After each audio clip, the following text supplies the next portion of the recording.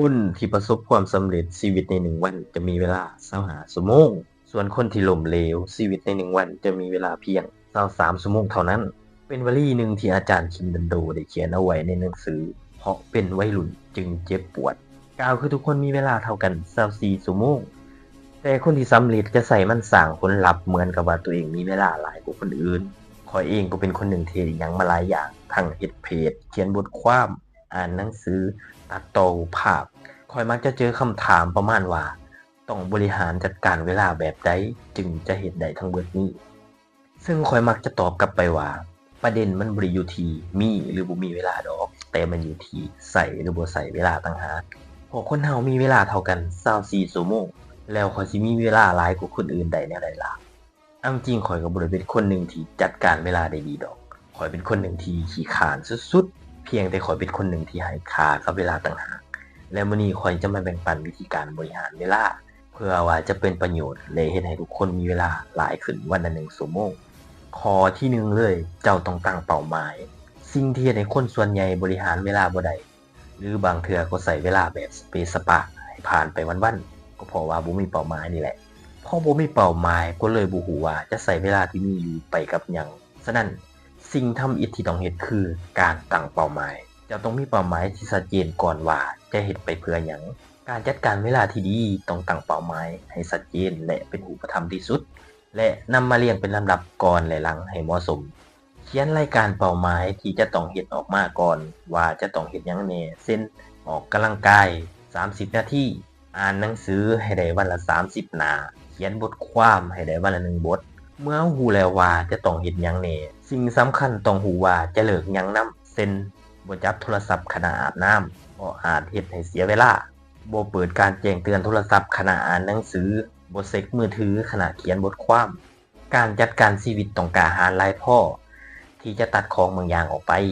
ก่อนที่จะตั้งใจเฮ็ดหยังให้เต็มที่เพราะถ้าเราบ่สามารถตัดของบางอย่างออกไปได้เป้าหมายที่เราตั้งไว้จะถูกรบกวนจนเฮ็ดมันบ่สำเร็จและก็มาโทษว่าบ่มีเวลาทั้งที่จริงเราใช้เวลาไปกับสิ่งที่บ่มีประโยชน์ต่างหาก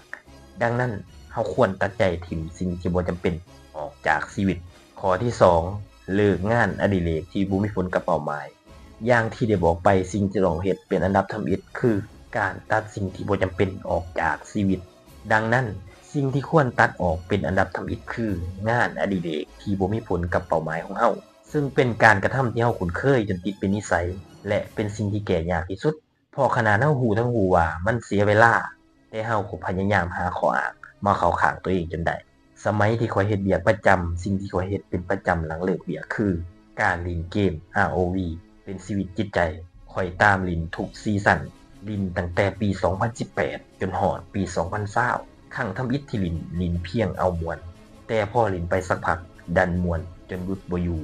แล้วก็มักหาข้ออ้างให้กับตัวเองว่าเมื่อยมาเบิดมื้อแล้วขอสวงเวลาจักหน่อยนี่นะจักหน่อยจนสอดแจ้ง พอคิดย้อนกลับไปตอนนั้นก็อดใจหายบ่ได้ที่ตัวเองใช้เวลาไปแบบบ่มีประโยชน์พอสุดท้ายแล้วความสุขในมื้อนั้นก็บ่ได้ให้ความสุขที่แท้จริงบ่ได้บอกว่าการเล่นเกมบ่ดีนะคือถ้าจะเป็นนักกีฬา e-sport ก็เล่นไปแต่ถ้ามันบ่มีผลกับชีวิตข้อยว่าสู้เอาเวลาไปหาเงินหาทองไปเฮ็ดตามเป้าหมายดีกว่าอย่างเช่นอ่านหนังสือแทนการเล่นเกมฟังพอดแคสต์แทนการฟังเพลงเบิ่งหนังแทนการเบิ่งทีวีเพราะบางเทื่อ หนังก็ให้ประโยชน์กับเราบ่ต่างจากหนังสือเว้าจ้าเรื่องไอเดียแทนการนินทาคนอื่นเวลาคือทรัพย์สินของชีวิตข้อยเชื่อว่าชีวิตคนเราถูกกำหนดมาแล้วว่าจะอยู่ได้จักปี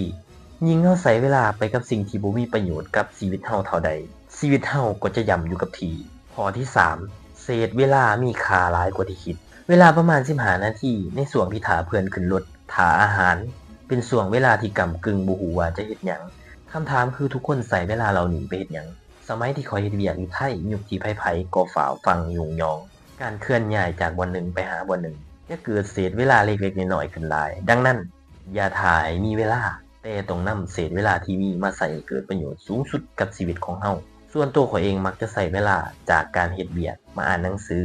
หรือเวลานั่งรถออกไปข้างนอกก็เสียบหูฟังเพื่อฟังพอดแคสต์ฟังสิ่งดีๆก่อนสินอนก็หยิบหนังสือมาอ่านแทนการหยิบมือถือ การใส่เศษเวลาแบบนี้เฮ็ดให้ข้อยได้อ่านหนังสือเฉลี่ยประมาณอาทิตย์ละ1หัวโดยที่บ่ต้องหาเวลาอ่านแบบจริงจังที่แทบจะหาเวลาบ่ได้เลยสิ่งที่ข้อยมักเฮ็ดคือ การตอบแชทลูกค้าการตัดต่อรูปภาพและอื่นๆเศษเวลาในแต่ละมื้อมียิบย่อยหลายต้องใช้มันให้เกิดประโยชน์สูงสุดหรือถ้าบ่ฮู้ว่าจะเฮ็ดหยังก็ลองใช้เศษเวลานั้นถามและทำความเข้าใจกับตัวเองว่า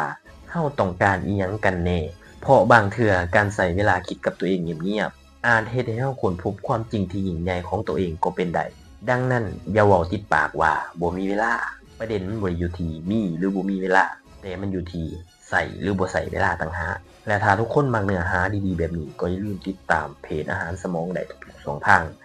บ่ว่าจะเป็น Facebook YouTube TikTok และก็ IG